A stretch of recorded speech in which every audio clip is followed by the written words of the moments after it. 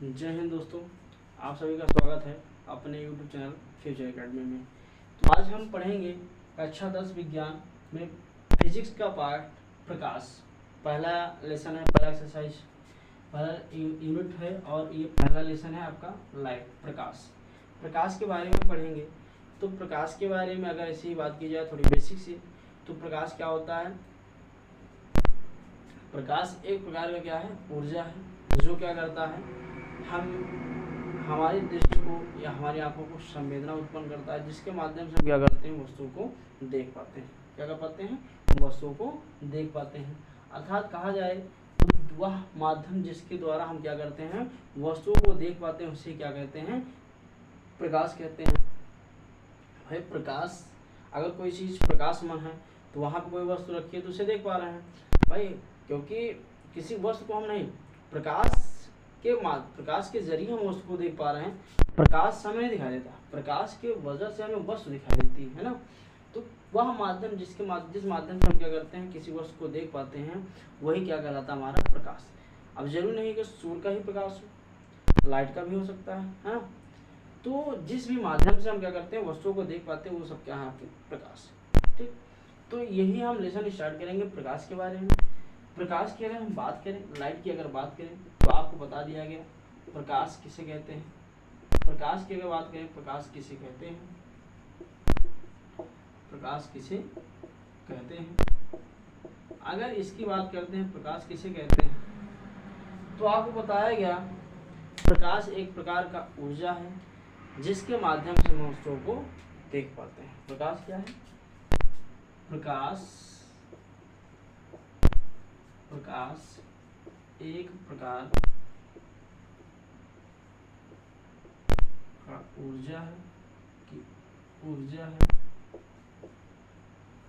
जिसके माध्यम से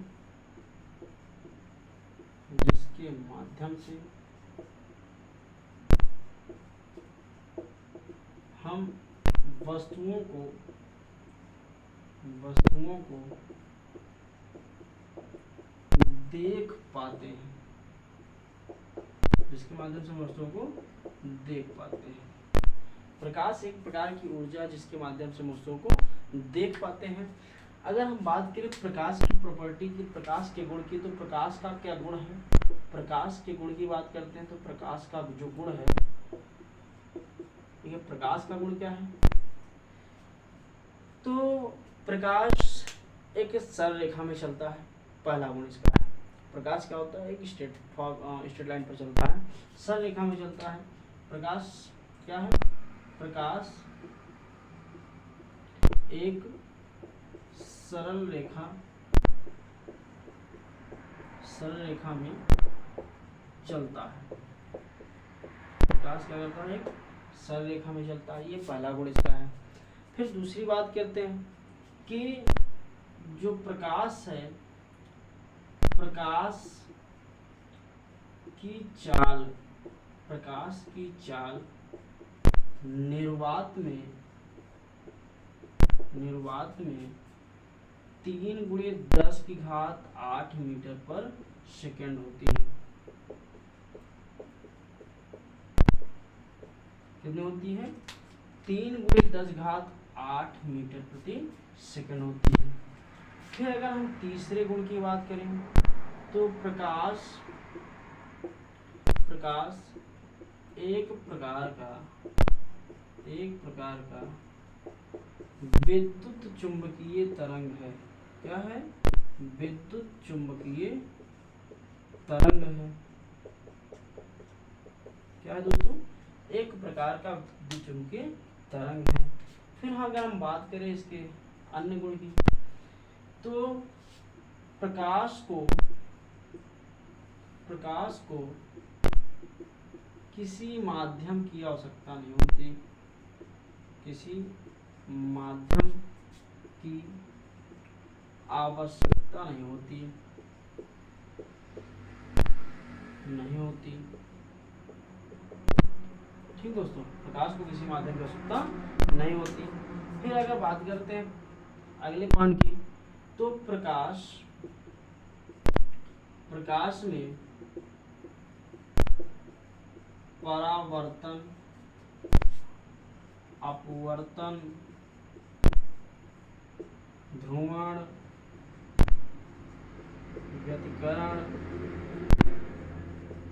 विवर्तन आदि घटनाएं होती हैं, आदि घटनाएं होती हैं। इतनी घटनाएं होती हैं ना, इन सब में इतनी प्रॉपर्टी होती है। इस तरह से और से गुण हैं, और से तो बेसिकली आप ये वाला गुण याद रखिएगा और ये वाला गुण, ठीक। प्रकाश, प्रकाश एक सरल रेखा में चलता है। प्रकाश की चाल निर्वात में 3 × 10⁸ मीटर पर सेकंड होता है। प्रकाश एक प्रकार का विद्युत चुंबकीय तरंग है। प्रकाश को किसी माध्यम की आवश्यकता नहीं होती। प्रकाश में परावर्तन, अपवर्तन, ध्रुवण, व्यतिकरण और आदि घटनाएं होती हैं, ठीक दोस्तों। तो आगे चलते हैं हम प्रकाश में, आगे प्रकाश में देखते हैं क्या पढ़ना है। तो इसको हम इरेज करते हैं। और एक चीज ध्यान दीजिएगा, प्रकाश को किसी अपारदर्शी माध्यम से नहीं गुजार सकता। क्यों गुजारा सकता है? भाई दीवार है, इस दीवार को पार करके अगर हम कहें ये बोर्ड आपके पास लगा हुआ है, इस बोर्ड को हम क्या करें, पार करके इस प्रकाश को पहुंचा पाएंगे? क्या पहुंचा पाएंगे? पॉसिबल है? नहीं है ना। तो किसी पारदर्शी माध्यम से हम प्रकाश को नहीं गुजार सकती, ये बात याद रखिएगा, ठीक। आगे चलते हैं और देखते हैं कि देखिए जब किसी चमकदार या चिकनी सतह से क्या होता है, इस प्रकाश की किरणें पड़ती हैं तो उनका क्या होता है, रिफ्लेक्शन, परावर्तन हो जाता है। ये बात आप याद रखिएगा। तो इसको इरेज करते हैं, ठीक। और देखते हैं आगे कि आगे हमें पढ़ना क्या है, ठीक दोस्तों, कि आगे इसमें हमें करना क्या है, क्या पढ़ना है। तो इतनी बात बेसिक्स थी प्रकाश के बारे में, ये बात समझ में आ गई होगी, है ना। जो बात नहीं समझ में आती आप एक बार कमेंट करिएगा। हम कोशिश करेंगे आपको उस बात समझाने को कि ज़्यादा से ज़्यादा अच्छे तरीके से आप समझ पाएँ कोई चीज़, अच्छे तरीके से हम समझा सकें आपको कि आपको दिक्कत कहीं पे ना होने पाए, है ना। तो देखते हैं और आगे की हेडिंग हमें पढ़ना क्या है एक बार देखेंगे।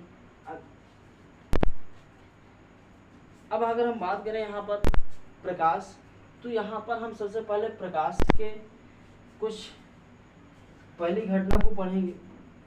और पहली घटना हमें जो पढ़ना है वो पढ़ना क्या है, प्रकाश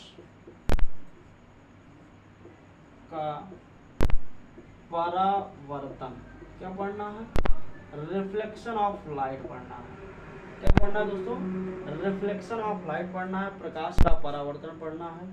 तो हम पढ़ेंगे, चलिए स्टार्ट करते हैं। उससे पहले कुछ छोटी छोटी बातें हैं उनको समझ लेंगे, तब हम सीधा टॉपिक पे आते हैं। टॉपिक पे आने से पहले हम प्रकाश के बारे में थोड़ा और जान लेते हैं, है ना। जैसे अगर हम बात करें प्रकाश, हमने आपको बताया प्रकाश क्या है, तो एक प्रकार की ऊर्जा जिसके माध्यम से वस्तुओं को देख पाते हैं, है ना। अब देखिए माध्यम तो है भाई, माध्यम है तो उसके लिए कुछ ना कुछ रास्ता तय किया गया होगा, है ना। जैसे हम आप लोगों के लिए है कुछ ना कुछ रास्ता तय किया होता है कि हमें ऐसे जाना है, इस तरफ से जाना है, ये सड़क है, इससे नहीं जाना है, ये मतलब ये आपके लिए कुछ ना कुछ एक माध्यम दिया जाता है, एक माध्यम तय किया जाता है। उसी तरह से इसमें भी क्या है, एक माध्यम तय किया जाता है और उस माध्यम को हम नाम देते हैं, उस माध्यम को नाम देते हैं प्रकाशिक माध्यम। क्या नाम देते हैं? प्रकाशिक माध्यम, ऑप्टिक्स, प्रकाशिक माध्यम। प्रकाशिक माध्यम, माध्यम का मतलब होता है रास्ता है। कहने का सीधा सा मतलब है कि प्रकाश जिस माध्यम से गुजरता है, प्रकाश जिस रास्ते से गुजरता है, उसे हम क्या कहते हैं? प्रकाशिक माध्यम कहते हैं। प्रकाश जिस माध्यम में जिस रास्ते से गुजरता है उसे क्या कहते हैं? हम प्रकाशिक माध्यम कहते हैं। तो प्रकाश जिस माध्यम से गमन करता है,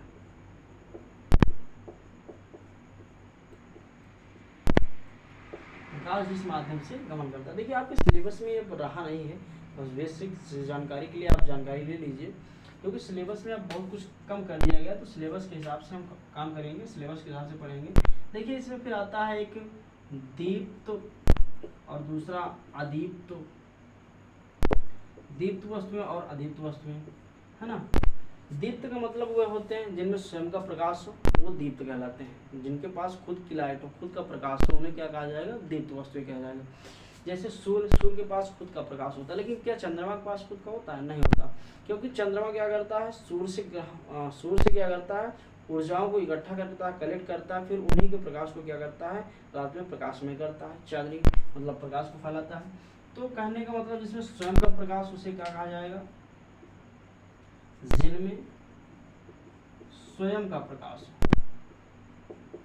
जिनमें स्वयं का प्रकाश, जिनमें स्वयं का प्रकाश होगा उन्हें क्या कहा जाएगा, दीप्त कहा जाएगा। और जिनमें स्वयं का प्रकाश ना हो, जिनमें स्वयं का प्रकाश नहीं होता, बल्कि किसके द्वारा, बल्कि दीप्त वस्तुओं के माध्यम से, दीप्त वस्तुओं के माध्यम से जलते हैं, दीप्त वस्तुओं के माध्यम से जलते हैं, उन्हें क्या कहा जाएगा, अदीप्त। जैसे अगर हम बात करें एग्जाम्पल, तो यहाँ पे आपका आ जाता है सूर्य, लालटेन, मोमबत्ती एक्सेट्रा। इसकी बात कर देते हैं चंद्रमा, मेज, कुर्सी एक्सेट्रा। ये कुछ एग्जाम्पल इसके हैं और कुछ एग्जाम्पल इसके हैं ना। इसके बाद इसमें जो माध्यम वाला, तो उन माध्यमों के लिए बताया गया कि कुछ ऐसा माध्यम है, कुछ ऐसा माध्यम, ऐसा माध्यम, तो उनको कुछ नाम दिया गया, माध्यमों को नाम दिया गया। क्या नाम दिया गया, पारदर्शी, क्या नाम दिया गया, पारदर्शी माध्यम, फिर अपारदर्शी माध्यम, और फिर पारभासी माध्यम, पारभासी माध्यम। पारदर्शी का मतलब है कि ऐसा माध्यम जिससे प्रकाश किरणें आर पार हो जाए, उसे क्या कहा जाता है, पारदर्शी माध्यम। जैसे कांच हो, सफेद कांच, तो उस कांच से क्या होता है, प्रकाश किरणें आर पार होती हैं, हमें वस्तुएं स्पष्ट दिखाई देती है ना, तो उसे क्या कहा जाता है, पारदर्शी माध्यम कहा जाता है। तो ऐसा माध्यम जिससे क्या हो, प्रकाश किरणें आर पार हो जाए, उन्हें क्या कहा जाएगा, पारदर्शी। वह माध्यम जिनसे प्रकाश किरणें आर पार ना हो, उन्हें क्या कहा जाएगा, अपारदर्शी। और वह माध्यम जिससे प्रकाश के आंशिक भाग क्या होते हैं, आर पार होते हैं, उन्हें क्या कहा जाता है, पारभासी कहा जाता है। ठीक, तो ये बेसिक से ऐसे जान लीजिए आप। फिर अगर हम बात करते हैं प्रकाश किरण पुंज की, प्रकाश किरण पुंज, क्या दोस्तों, प्रकाश किरण पुंज, पुंज का मतलब होता है समूह, पुंज का मतलब क्या होता है, समूह। जब प्रकाश किरणें क्या हो, समूह में हो, इकट्ठा हो, एक समूह में हो, तो उसे हम क्या नाम देते हैं, प्रकाश किरण पुंज। जब प्रकाश किरणें क्या होंगी, एक समूह में दिखाई देंगे, तो उसे क्या कहा जाएगा, प्रकाश किरण पुंज कहा जाएगा। इसके आधार पर इसे 3 भागों में बांटा गया, समांतर प्रकाश किरण पुंज, अभिसारी, और तीसरा है अपसारी। क्या है, अपसारी। समांतर का मतलब है जब प्रकाश किरण पुंज क्या हो, एक समानांतर पर चलती है, तो उसे क्या कहा जाता है, समांतर प्रकाश किरण पुंज कहा जाता है। और जब प्रकाश की किरणें विभिन्न माध्यमों से, जब प्रकाश की किरणें क्या हो, विभिन्न माध्यमों से एक केंद्र पर मिलती है, तो उसे क्या कहा जाता है, अभिसारी कहा जाता है। और जब प्रकाश की किरणें एक केंद्र से क्या होता है, विभिन्न माध्यमों में प्रवेश करती है, जिसे क्या कहा जाता है, अपसारी कहा जाता है। ठीक दोस्तों, जब दूर दूर से प्रकाश किरणें आए और एक जगह पे फोकस करें, तो उसे कहा जाता है अपसारी। और जब प्रकाश किरणें टार्च से हम टार्च मारते हैं, दूर तक हमको उजाला दिखाई देता है, तो क्या हो जाएगा, अभिसारी, है ना। और जब प्रकाश किरणें क्या हो, समानांतर पर चलते हैं, तो उसे क्या कहा जाता है, समांतर प्रकाश किरण पुंज। तो ये था कुछ बेसिक सा, इसको हम इरेज करते हैं, और जो हमें पढ़ना है हम आते हैं उस टॉपिक पर, और उसको देखते हैं कि कैसे पढ़ना है, कैसे करना है ना दोस्तों। क्योंकि सिलेबस पर चलेंगे तो ज़्यादा बेटर रहेगा, क्योंकि हमारी जो क्लासें हैं थोड़ा लेट स्टार्ट हुई हैं, तो सिलेबस के अकॉर्डिंग चलेंगे तो आपको समय से हम पूरा क्या करेंगे, ख़त्म करा पाएंगे, और हो सकता है आपका रिवीजन अच्छे से करवा सकेंगे, और आपके एग्ज़ाम का अच्छे से तैयारी करवा सकें, है ना। ये कोशिश हमारी है कि एग्ज़ाम की तैयारी जो हो थोड़ी अच्छे से करा दें हम आपकी, जिससे कि आपको एग्ज़ाम में, बोर्ड परीक्षा में बैठने पर आपको ऐसा ना लगे कि हम ये पढ़े नहीं, है ना। तो उसके हिसाब से हम सोच रहे हैं कि कोशिश करें कि जो सिलेबस बाई सिलेबस है उसी को लेकर चला जाए। तो ये थोड़ा बेसिक्स था, आपको बता दिया गया। चलिए हम आते हैं प्रकाश के परावर्तन पर जो हमें पढ़ना है। तो प्रकाश के परावर्तन के लिए देखते हैं कि आपके पास एक चिकनी सतह है ना, चिकनी सतह है या समतल पृष्ठ है, कुछ भी कह दीजिए, एक चिकनी सतह समतल पृष्ठ है। इस समतल पृष्ठ की अगर हम बात करते हैं तो समतल पृष्ठ है और एक मान लीजिए कि आपके पास क्या है, यहाँ पर प्रकाश का कोई एक माध्यम, मान लीजिए सूर्य है ना, प्रकाश का कोई एक माध्यम मान लीजिए सूर्य है। अब इससे क्या है, जब प्रकाश की किरणें आती हैं तो ये समतल पर पड़ी है ना, एक चिकनी सतह पर पड़ी, और जैसे चिकनी सतह पर पड़ती हैं क्या होता है कि इसका आंशिक भाग इस सतह के द्वारा, क्या आंशिक भाग मतलब छोटा सा हिस्सा, एक छोटे से हिस्से को इस पे क्या किया जाता है, अवशोषित कर दिया जाता है, बाकी अधिकांश भाग को क्या कर दिया जाता है, उसी माध्यम में वापस भेज दिया जाता है। तो अधिकांश भाग क्या हो जाएगा, उसी माध्यम में वापस लौट जाता है ना, अधिकांश भाग क्या होगा, उसी माध्यम में वापस लौट जाएगा। तो ये जो आई है इनको नाम दिया जाता है आपतित किरण, इन्हें क्या नाम दिया जाता है, आपतित किरण। और ये देखिए जो वापस जा रहे हैं इनको क्या नाम दिया जाएगा, परावर्तित किरण, क्या नाम दिया जाएगा, परावर्तित किरण।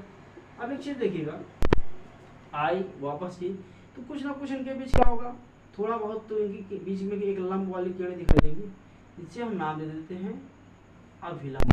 क्या नाम देते हैं, अभिलंब। ठीक दोस्तों, इसे नाम दे दिए अभिलंब, इसको मान लो n। अब देखिएगा एक समतल है, क्या है, एक समतल है ना, तो समतल इसको हम कह सकते हैं आपतन बिंदु, इसे क्या नाम देंगे, आपतन बिंदु, इसे नाम देंगे आपतन बिंदु। अब एक चीज देखिएगा, जब आया गया इसके बीच में एक काल्पनिक अभिलंब का निर्माण किया गया, तो यहाँ पे आपको लग नहीं रहा कि कुछ कोण का निर्माण हो रहा होगा, है ना, कुछ कोण बन रहे होंगे।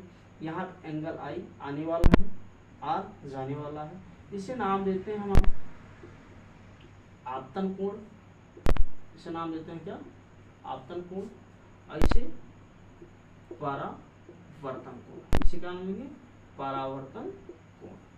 ठीक दोस्तों, ये परावर्तन कोण हो गया। अब देखिए हमारी जो डेफिनेशन बनेगी वो प्रकाश के परावर्तन की कैसे बनेगी, कि जब सूर्य से आने वाली प्रकाश किरणें या जब प्रकाश की किरणें आती हैं और कहाँ पर, किसी चिकनी सतह या पॉलिशदार सतह से या किसी समतल पर टकराती हैं, कुछ भी कह दीजिए, चिकनी सतह, पॉलिशदार सतह, समतल सतह, कुछ भी कहिए इसको।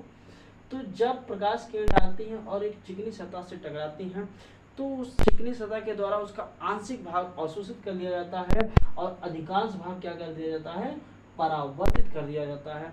इसी घटना को हम क्या नाम देते हैं, प्रकाश का परावर्तन। इसी को क्या कहते हैं, प्रकाश का परावर्तन कहते हैं।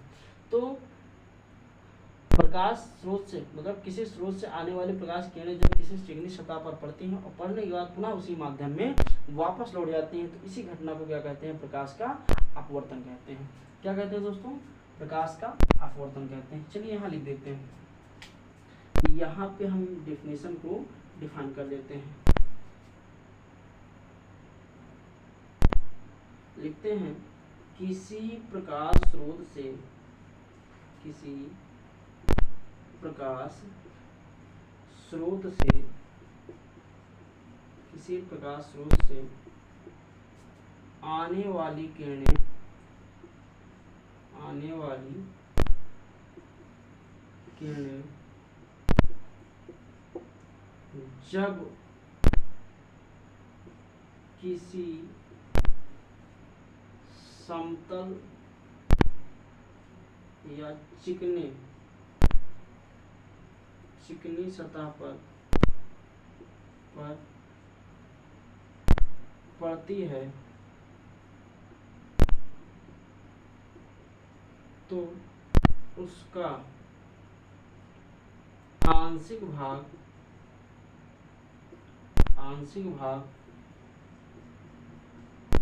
अवशोषित कर,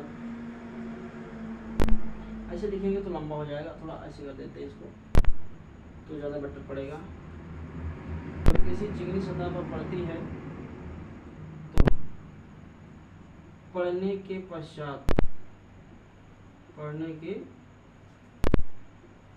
पश्चात वह पुनः उसी माध्यम में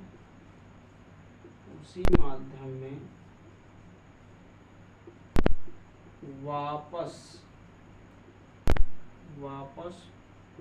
लौट जाती है।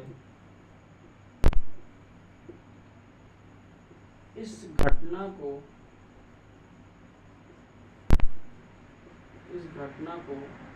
प्रकाश का परावर्तन कहते हैं। इस घटना को क्या कहते हैं? प्रकाश का परावर्तन कहते हैं। अब एक चीज देखिए दोस्तों, ये तो प्रकाश परावर्तन हो गया। अब प्रकाश परावर्तन हुआ तो प्रकाश परावर्तन का नियम दिया गया। क्या दिया गया दोस्तों? प्रकाश परावर्तन का नियम दिया गया। प्रकाश परावर्तन का नियम क्या है? प्रकाश परावर्तन के नियम। प्रकाश परावर्तन के नियम।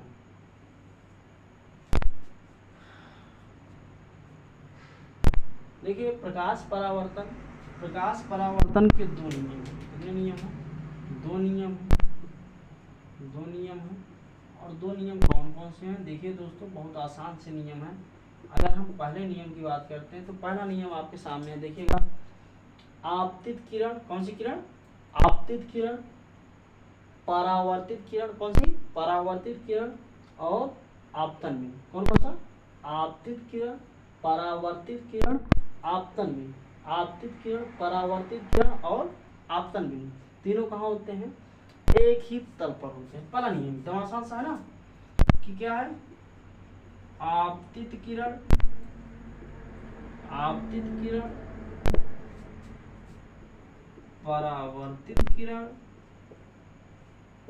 परावर्तित किरण तथा आपतन बिंदु तीनों,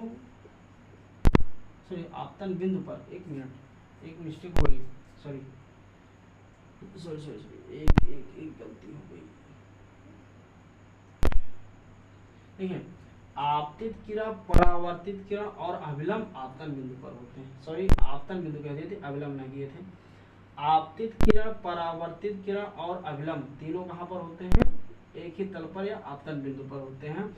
वहां पे आपतन बिंदु ले लिए थे, अभिलंब छूट गया था, सॉरी उसके लिए। देखिए ना, आपतित किरण, परावर्तित किरण तथा अभिलंब तीनों एक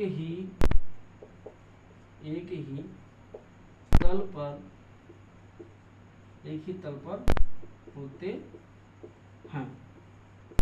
ये पहला नियम है। दूसरा नियम भी एकदम इजी है दोस्तों, देखिएगा। दूसरा नियम यहाँ पे देखिएगा, आपको दिखाई दे रहा, आपतन कोण और परावर्तन कोण। ऐसा लगता नहीं कि आपको ये दोनों बराबर लग रहे हैं ना? हाँ, आपतन कोण और परावर्तन कोण आपस में क्या है? बराबर है। यही है दूसरा नियम, कि आपतन कोण और परावर्तन कोण क्या होते हैं? बराबर होते हैं। आपतन कोण और परावर्तन कोण, कौन से कोण? परावर्तन कोण क्या होते हैं? दोनों बराबर होते हैं।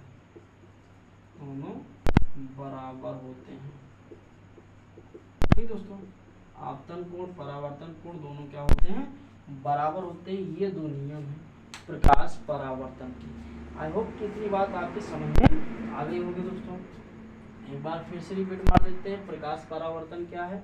तो प्रकाश परावर्तन की बात करते हैं तो किसी प्रकाश स्रोत से आने वाली प्रकाश किरणें जब किसी समतल या चिकनी सतह पर पड़ती, किसी चिकनी सतह पर पड़ती हैं, सतह नहीं लिखे यहाँ पे लिख देते हैं, सतह पर पड़ती हैं, तो वह पढ़ने के पश्चात वह पुनः उसी माध्यम में वापस लौट जाती हैं। इस घटना को क्या कहते हैं?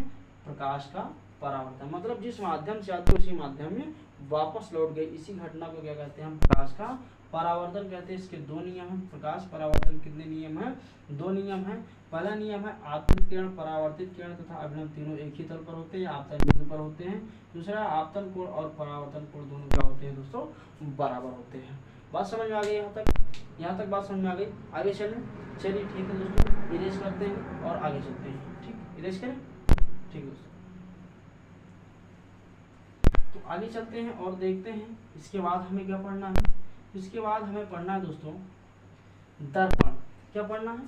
दर्पण पढ़ना है। और दर्पण के बारे में हम जानेंगे, दर्पण के बारे में देखेंगे क्या करना है, क्या पढ़ना है, उसमें कितना करना है। तो दर्पण के बारे में स्टार्ट करते हैं। तो यहाँ तक की बात समझ में आ गई होगी कि प्रकाश क्या है, प्रकाश के बारे में अच्छे से समझ में आ गया होगा दोस्तों। अब हम बात करते हैं दर्पण के बारे में। किसके बारे में दोस्तों? दर्पण के बारे में, मिरर के बारे में। दर्पण, मिरर के बारे में बात करते हैं, दर्पण के बारे में बात करते हैं। तो सबसे पहले अगर हम बात करें दर्पण किसे कहते हैं दोस्तों? किसे दर्पण किसे कहते हैं? तो देखिए, कांच का कटा हुआ एक खोखला भाग होता है जिसे हम क्या कहते हैं? दर्पण कहते हैं। कांच का कटा हुआ क्या होता है? एक खोखला भाग होता है जिसे क्या कहते हैं दोस्तों? दर्पण कहते हैं। कांच का कटा हुआ क्या होगा? एक खोखला भाग होता है जिसे हम क्या कहते हैं? दर्पण कहते हैं। ठीक, क्या? कांच का कटा हुआ, कांच का कटा हुआ एक खोखला भाग होता है, भाग होता है जिसे दर्पण कहते हैं, जिसे दर्पण कहते हैं। क्या कहते हैं दोस्तों? दर्पण कहते हैं। ठीक, कांच का कटा हुआ एक खोखला भाग होता है जिसे क्या कहते हैं? दर्पण कहते हैं। बात समझ में आई दोस्तों कि कांच का कटा हुआ एक खोखला भाग होता है जिसे क्या कहते हैं? हम दर्पण कहते हैं। अगर दर्पण की बात करते हैं, देखिएगा, ये मान लीजिए आपके पास एक गोला है ना, इस गोले को हम थोड़ा काट लेते हैं, ऐसे कुछ काट लेते हैं, ऐसे काट लिए। ठीक, अब ये कट गया। देखिए, ये जो कटा हुआ भाग आपको दिख रहा है, ये कटा हुआ भाग दिख रहा है ना इस तरफ, ये वाला, ये कटा हुआ भाग ही क्या होता है? आपका दर्पण होता है। ये वाला देखिएगा, ये वाला भाग, ये वाला भाग, ये क्या है? आपका दर्पण होता है ना। कांच का कटा हुआ एक क्या होता है? खोखला भाग होता है जिसे हम क्या कहते हैं? दर्पण कहते हैं। ठीक, बात समझ में आ गई? ये कटा हुआ भाग क्या होगा? आपका दर्पण होगा। अब दर्पण की बात करते हैं, दर्पण कितने प्रकार के होते हैं? दर्पण कितने प्रकार के होते हैं? तो मोस्टली दो होते हैं जो हमें पढ़ने हैं, लेकिन यहाँ पे देखेंगे तीन, तो तीनों को जान लेते हैं, है ना। पढ़ना तो हमें दो ही है, लेकिन तीनों को देख लेते हैं, है ना। इसको हम थोड़ा इरेज कर देते हैं।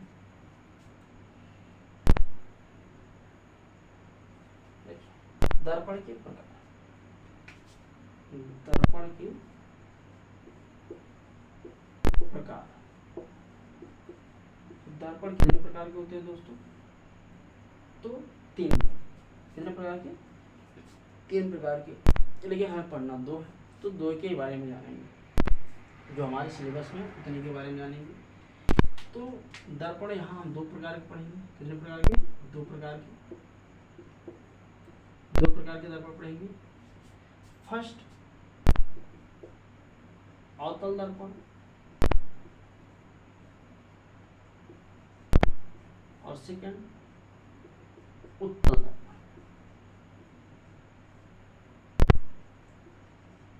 अवतल दर्पण और उत्तल दर्पण, इन दो चीजों के बारे में हम पढ़ेंगे। ठीक, देखिए, अवतल दर्पण का मतलब क्या होता है? वह दर्पण जिसका परावर्तक तल क्या हो? दबा हो। वह दर्पण जिसका परावर्तक तल दबा होता है, जिसका परावर्तक तल दबा होता है उसे क्या कहेंगे? अवतल दर्पण। और वह दर्पण जिसका परावर्तक तल उभरा होता है उसे क्या कहते हैं? उत्तल दर्पण। देखिए उससे उत्तल उससे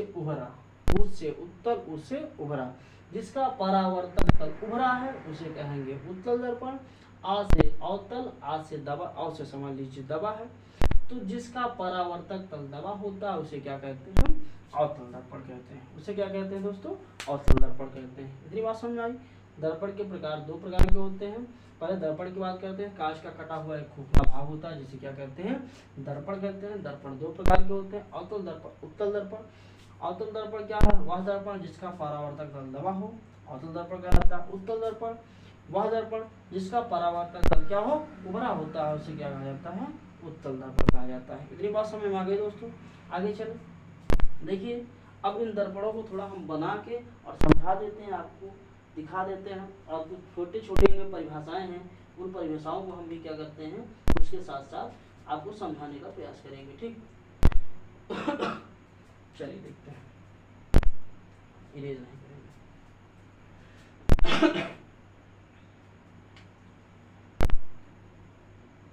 गोलीय दर्पण से संबंधित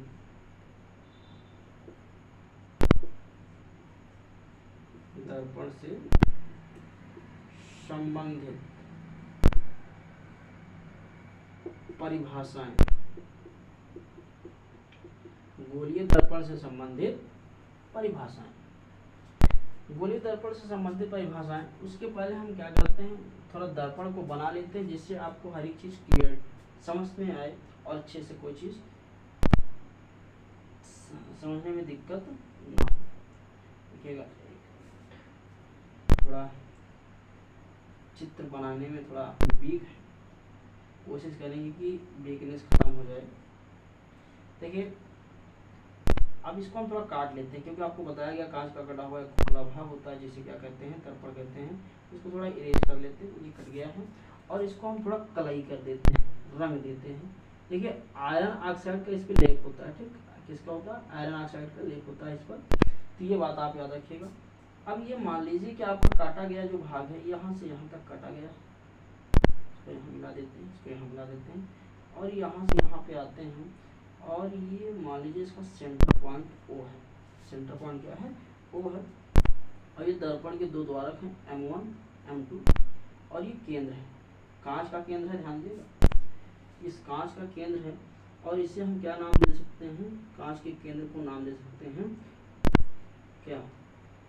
वक्रता केंद्र। क्या नाम देंगे? वक्रता केंद्र। इसे नाम देंगे वक्रता केंद्र।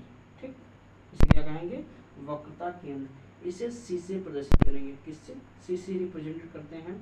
और यहाँ पे हम बात करें वक्रता त्रिज्या, इसे R से प्रदर्शित करेंगे। और ये आपके पास क्या है? मुख्य अक्ष। इसको लिख देते हैं यहाँ पे करके मुख्य अक्ष। मुख्य अक्ष। ठीक, देखिए अभी तो आपको सब कुछ दिखाया जाएगा दोस्तों, उसके लिए परेशान ना होइए, एक एक चीज बताई जाएगी। तो ये आपके पास एक दर्पण है, और कैसा दर्पण है इसके बारे में भी देख लेंगे, है ना, कि अगर आपके पास अंदर कलई है बाहर कलई है तो कैसा दर्पण होगा। ध्यान दीजिएगा। देखिए जैसे आप समझ लीजिए कि अगर आपके पास दो ऐसे दर्पण हैं, कांच का कटा हुआ खोखला भाग होगा, उसको बाहर निकाल लेंगे। अगर इसके बाहर की तरफ कलई की गई है, बाहर की तरफ लेप लगा है, और एक में अंदर की तरफ लेप लगा होगा, ध्यान दीजिएगा, एक में अंदर की तरफ लेप होगा, एक में बाहर की तरफ लेप होगा। और जिसमें अंदर की तरफ लेप होगा वो होगा उत्तल, जिसमें बाहर की तरफ होगा वो होगा अवतल। जिसमें अंदर की तरफ होगा उत्तल, और जिसमें बाहर की तरफ होगा उसे अवतल कहा जाएगा। मतलब बाहर अगर रंगीन है तो इसे कहा जाएगा अवतल दर्पण, और अंदर की तरफ इसे कहा जाएगा उत्तल दर्पण। इस तरह से ये दोनों को पहचाना जाएगा। ठीक, और यहाँ देखिए अंदर की तरफ है तो एक प्रकार का ये कैसा है? उत्तल दर्पण। देखिए जो संबंधित परिभाषाएं हैं उत्तल दर्पण में अवतल दर्पण दोनों की परिभाषाएं सेम होंगी। ठीक, तो यहाँ पे दर्पण का बहुत इशू मत करना कि ये उत्तल दर्पण है तो परिभाषा उत्तल दर्पण के अकॉर्डिंग होगी, ऐसा नहीं। दर्पण आपका उत्तल है अवतल है, परिभाषाएं होंगी दोनों एक जैसी। ठीक, तो समझने का प्रयास करते हैं और देखते हैं। तो इस तरह से याद रखिएगा, अवतल दर्पण बाहर की तरफ, उत्तल दर्पण अंदर की तरफ अप्लाई किया गया होता है। जैसे पहला पॉइंट हम देखेंगे दर्पण का ध्रुव। पहला पॉइंट क्या देखेंगे दोस्तों, दर्पण का ध्रुव। पहला पॉइंट है दर्पण का ध्रुव। दर्पण के ध्रुव की बात कर लेते हैं। सबसे पहले पॉइंट कि दर्पण का ध्रुव कहते कैसे। एक सेकंड दोस्तों,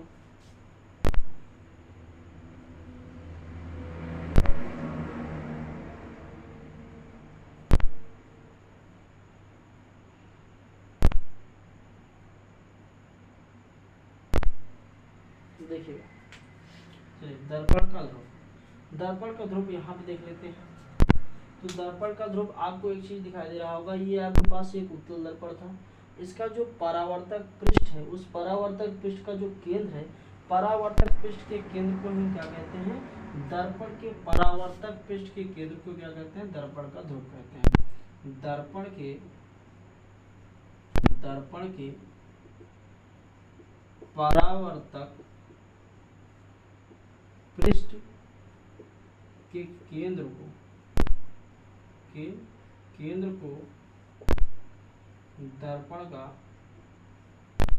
दर्पण का ध्रुव कहते हैं। क्या कहते हैं, दर्पण का ध्रुव कहते हैं। ठीक दोस्तों, दूसरी बात समझ आ गई। दूसरी बात है दर्पण का केंद्र या दर्पण का वक्रता केंद्र कह दीजिए। क्या कहते हैं, दर्पण का वक्रता केंद्र। दर्पण के वक्रता केंद्र की अगर बात करते हैं तो दर्पण का, देखिए एक चीज अंग्रेजी में इसको क्या कहते हैं, ये बात जान लीजिए आप लोग, नहीं बाद में पता लगे कि सर जी एक चीज तो बताया, एक चीज बताया नहीं। जो अवतल दर्पण होता है उसे कॉनकेव कहते हैं, और जो उत्तल दर्पण होता है उसे कॉन्वेक्स कहते हैं। ठीक, ये बात अच्छे जानते रहिए, कॉनकेव और कॉन्वेक्स। दर्पण का वक्रता केंद्र की अगर बात करते हैं, ध्यान दीजिएगा, ये कांच का कटा हुआ खोखला भाग है और ये आपका ओरिजिन पॉइंट के यहाँ दिखाई दे रहा है ना। तो जिस भाग का ये कटा हुआ केंद्र, जिस भाग का कटा हुआ खोखला केंद्र दर्पण होगा, वही क्या कहलाता है, उसका वक्रता केंद्र कहलाता है। सीधा सीधा कह दिया जाए कि कांच के केंद्र को क्या कहते हैं, कांच के केंद्र को दर्पण का वक्रता केंद्र कहते हैं। कांच के केंद्र को क्या कहते हैं, दर्पण का वक्रता केंद्र कहते हैं। अब बात करते हैं आगे वक्रता त्रिज्या की। वक्रता त्रिज्या, तो वक्रता त्रिज्या की अगर बात करते हैं दोस्तों, तो वही कि गोले के, कांच के गोले का, इसमें गोला नहीं लिखे थे, कांच के गोले के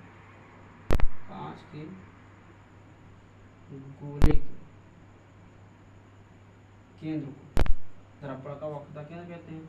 उसी तरह से कांच के गोले की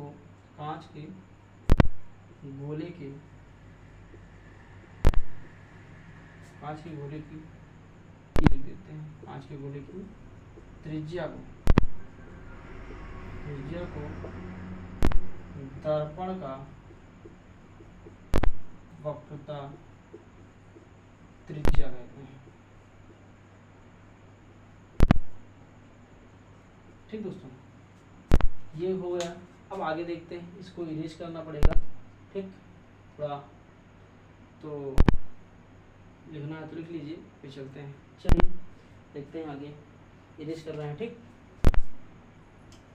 तो बेसिक से ये सारी चीज़ें जान लीजिए, फिर हम आगे चलते हैं दर्पण पे। खटाखट इस लेसन को क्या करना है, ख़त्म कर देना है, क्योंकि बहुत ज़्यादा सिलेबस में बचा नहीं है पढ़ने के लिए, बहुत ज़्यादा सिलेबस बचा भी नहीं है पढ़ने के लिए, तो बहुत ज़्यादा परेशान होने की ज़रूरत नहीं है। सिलेबस आसानी से जल्द ख़त्म हो जाएगा, उसके लिए आप निश्चित रहें। फिर देखा जाएगा, रिवीजन अच्छे से करवा दें, जिससे कि आपकी एग्ज़ाम की तैयारी बेहतरीन तरीके से हो सके। ठीक, चलिए देखते हैं आगे। तो दर्पण का वक्रता केंद्र, दर्पण की त्रिज्या हम पढ़ लिए हैं। आगे हम पढ़ेंगे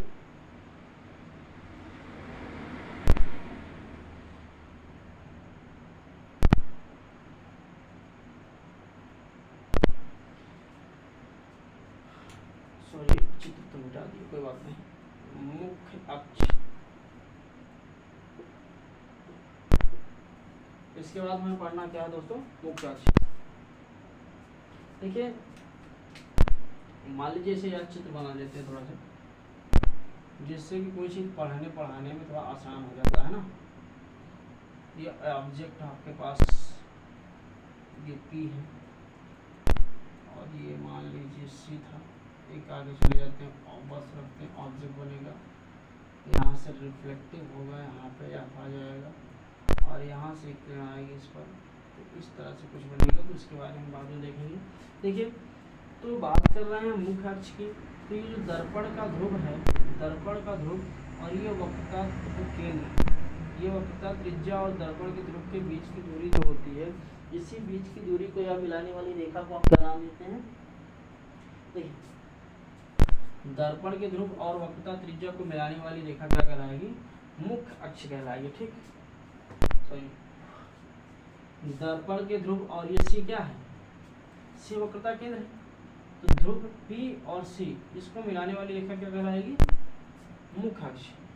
तो दर्पण के ध्रुव, दर्पण के ध्रुव व वक्रता केंद्र को मिलाने वाली रेखा, मिलाने वाली रेखा दर्पण का मुख्य अक्ष कहलाता है। दर्पण का क्या कहलाएगा, मुख्य अक्ष कहलाता है। फिर हम बात करते हैं मुख्य फोकस की, मुख्य फोकस की। देखिएगा वक्रता केंद्र के समांतर आदि है, केंद्र के समांतर आने वाली किरणें दर्पण से परावर्तन के पश्चात जिस बिंदु पर मिलती है उसे क्या कहते हैं, हम मुख्य फोकस कहते हैं। देखिए मुख्य अक्ष के समांतर आने वाली किरणें परावर्तन के पश्चात जिस बिंदु पर मिलती है उसे हम क्या कहते हैं, मुख्य फोकस कहते हैं। किसके पश्चात मिलेंगे दोस्तों, परावर्तन के पश्चात मुख्य अक्ष के समांतर आते हुए। देखिए देते हैं मुख्य अक्ष के समांतर आती, मुख्य अक्ष के समांतर आती किरणें परावर्तन के पश्चात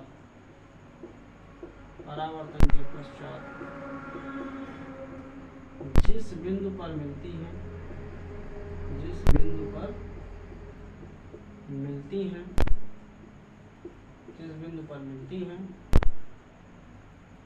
उसे मुख्य फोकस कहते हैं। उसे क्या कहते हैं, मुख्य फोकस कहते हैं।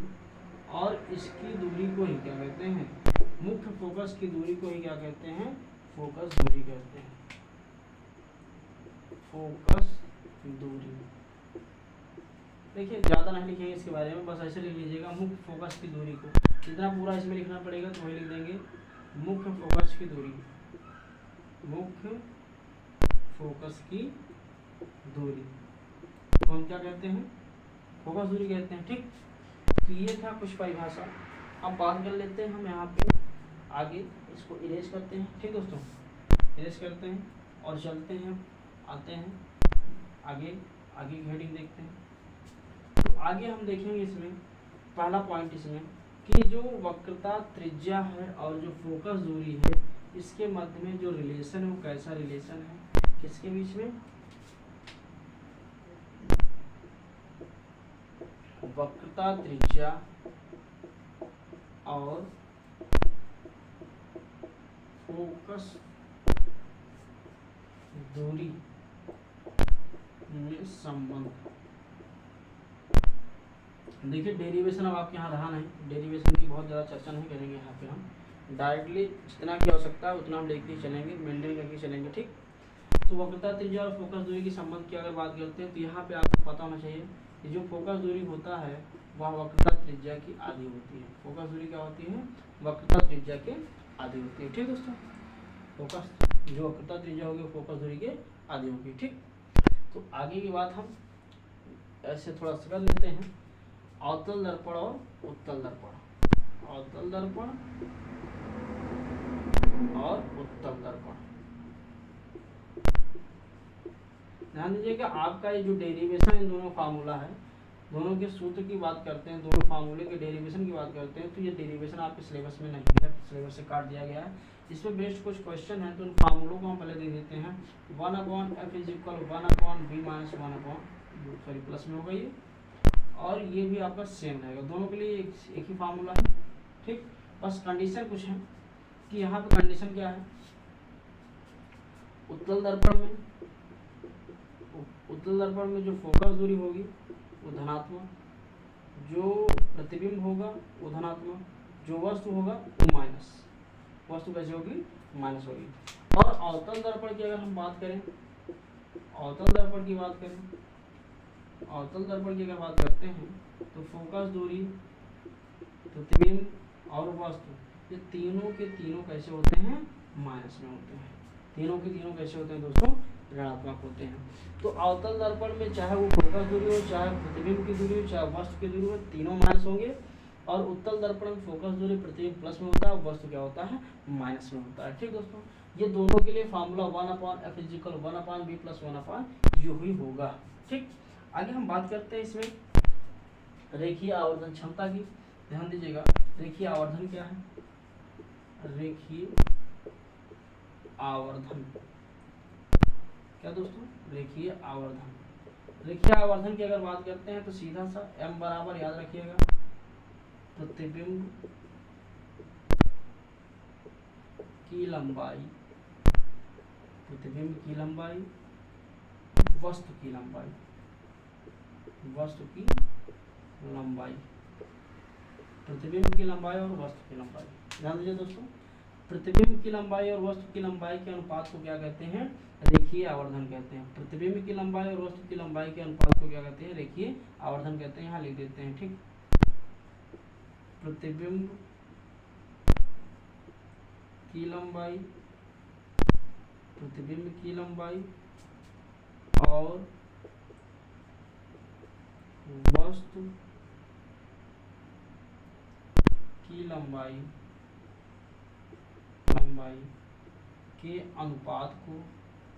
के अनुपात को रेखीय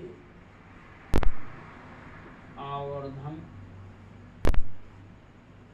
क्षमता कहते हैं।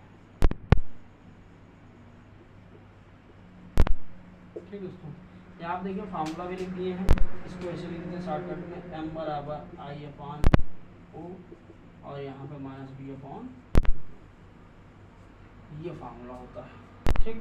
ठीक दोस्तों, तो ये कुछ फार्मूले लिखे गए हैं। इन फार्मूलों का जो क्वेश्चन होगा हम लेसन के लास्ट में आपको करा देंगे, और इसमें जो टॉपिक्स बचे हैं वो नेक्स्ट वीडियो में हम आपको बताएंगे। ठीक है दोस्तों, अगर आपको कहीं पे कोई बात नहीं समझ में आई है तो आप कमेंट बॉक्स में ज़रूर बताइएगा, हम उसे पूरी तरह से समझाने की कोशिश करेंगे। ठीक दोस्तों, तो मिलते हैं हम अगले नेक्स्ट वीडियो में, तो तब तक के लिए जय हिंद दोस्तों।